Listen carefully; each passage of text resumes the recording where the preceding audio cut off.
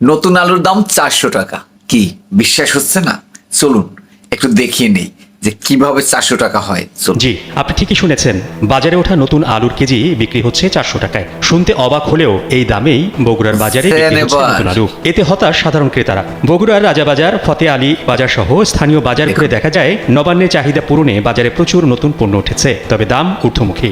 নতুন আলু পাগড়ি জাত প্রতি কেজি 350 থেকে 400 টাকা, পাতা পেঁয়াজ 80 থেকে 100 টাকা, শিম 100 টাকা, ফুলকপি পিস 60 থেকে 70 টাকা, টমেটো কেজি 240 টাকা, পটল 40 টাকা, বেগুন 60 টাকা ও কাঁচামরিচ 80 টাকা কেজি দরে বিক্রি হচ্ছে। তবে নতুন আলুর চাহিদা এতটাই বেশি যে বাজারে তুলনামূলক ছোট এবং মাঝারি আকারের আলুই বেশি দেখা যাচ্ছে। ব্যবসায়ীরা বলছেন, পঞ্জিকা অনুসারে পহেলা অগ্রহায়ণ সনাতন ধর্মাবলম্বীরা নবান্ন উৎসব পালন করে। এ উপলক্ষে ক্রেতারা যেভাবে নতুন আলুর দিকে ঝুঁকছেন তাতে সরবরাহের তুলনায় চাহিদা অনেক বেশি, তাই দামও বেশি। তবে নবান্ন উপলক্ষে দাম বাড়ানোটা প্রত্যাশিত, কিন্তু 400 টাকা কেজি আলু একটু বাড়াবাড়ি মনে হচ্ছে।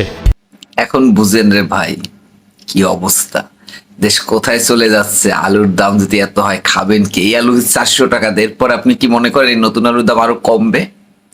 লে হালুয়া, যে যেখান দিয়ে পারে খা, আলু খা।